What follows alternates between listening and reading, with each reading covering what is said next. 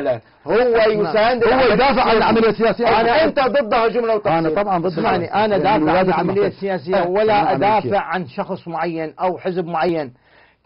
تقول ما في مقاومة، قال لك إذا ذهب المقاومة تسلم إلى الأمريكان، وهو شايف المطلق اللي حدث له. أخي اسمعني، قال نص كلمة في التلفزيون انتهى. يا أستاذ محمد، إحنا لماذا نقفز على الحقائق وعلى الأحداث؟ إيش هي؟ الأمريكان أيوة. وأطراف من الحكومة السياسية الحاكمة الآن في هذه الفترة 4 سنوات من طرحوا مشروع المصالحة، ألم يذهبوا إلى الفصائل المسلحة اللي قاومت الأمريكان واللي ضربت الأمريكان واللي قسم دمجوها مع الصحوة وقسم تفاوضوا معها على أن يرموا سلاحهم؟ هذا أكو مشروع لو أنا ألفه من جيبي. هاي موجود. ورمت المقاومة سلاحها. قسم إذن اسمح لي، قسم دخلوا واندمجوا. هو يتكلم عن الصحوات والصدريين طبعا يا اخي. هناك اسمعني اخي العزيز، ليش وهميه؟ انت تابع على قناه العربيه، مو ترويج القناه بس. الشيء بالشيء يذكر. تابع على قناه العربيه صناعه الموت.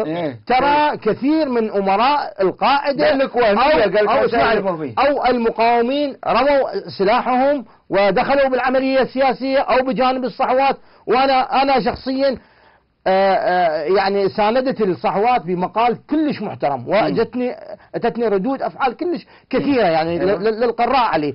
زين ولا يعني الصحوات من صناديق العتاد الى صناديق الاقتراع، ودخلوا وحصلوا على مناصب، والان هم رموز وطنيين ولا احد يشكك بوطنيتهم ولا بعراقيتهم.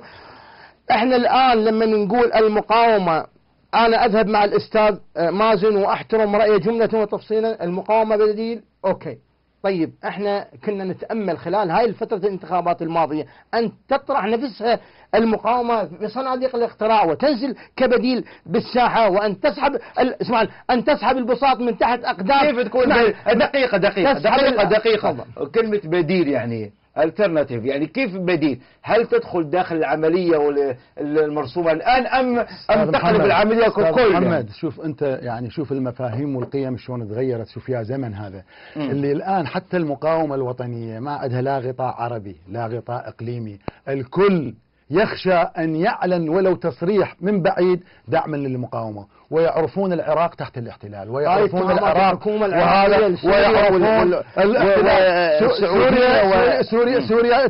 سوريا هي التي تحتضن العراقيين ولا تزال تحتضن العراقيين. وبارك الله بموقف سوريا، لولا سوريا ولولا الأردن لكان هؤلاء العراقيين ذبحوا على أبواب بغداد، لأنه كل من يتقاطع مع الحس الوطني بالعراق يذبح من هذه الأحزاب التي جاءت مع الدبابة الأمريكية. وأكبر دليل أعطي الأستاذ ناجي، جزء كبير من العراقيين اللي ذهب إلى صناديق الاقتراع أراد أن يتخلص من التأثير الإيراني والطائفي السائد والجاثم على صدور العراقيين، فاتجهوا إلى قائمة أياد علاوي باعتبارها تمثل الخط العلماني الرافض للتأثير الإيراني. وعندما فازت هذه القائمة جن جنون إيران وأتباعها ومحاولة لتهميش وتذبيح. صح لو مو صحيح هذا الكلام؟ لا شوف أقول لك، يعني أنت القائمة الثانية الفائزة نحكيها إنصافا الله سبحانه وتعالى للتاريخ وللناس. يعني قائمة القانون، قائمة القانون إلها علاقة بإيران؟ حزب دعوة يا أخي، حزب دعوة، حزب عنده حزب ترعرع في إيران ودعم في إيران. والله العظيم شلون لا شلون حزب الدعوة ما كان مدعوم من إيران؟ حزب الدعوة ما مدعوم من إيران. يسمعون حزب الدعوة اللي مكتب لندن واللي بالعراق. أنا لا أمثلهم ولا أنا جزء منهم، أصدقائي عن بعد، مثل ما أصدقائي يعني حزب الدعوة مو حليف إلى إيران، مثل ما أصدقائي اياد علاوي والكتلة العراقية. ما الذي تريد أن تقول؟ يا أخي العزيز، أولا الأب الروحي إلى حزب الدعوة هو السيد فضل الله رحمه الله، هذا معروف.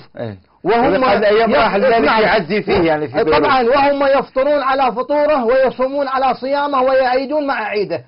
هاي معلومة تعرفها وما تعرفها، وأغلب العراقيين يعرفون بأنه الدعوة مرجعهم سيد فضل الله، ما لهم علاقة في إيران جملة وتفصيلا.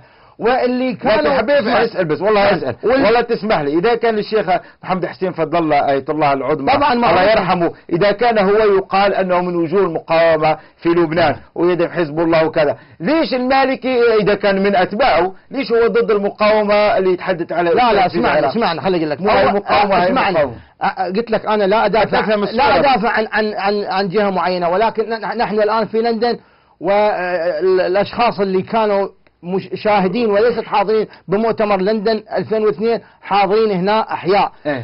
الدعوه ابراهيم الجعفري مو رئيس حزب الدعوه. اسمعني خليني اقول لك ابراهيم الجعفري جاوبني بس على هذا السؤال. ابراهيم الجعفري لم يكن رئيس حزب الدعوه. الحزب الدعوه والحزب الشيوعي كانوا معارضين للمؤتمر، مؤتمر طلعوا من المؤتمر. اي يعني كانوا معارضين. هذا يعني سؤالي، هذا سؤالي.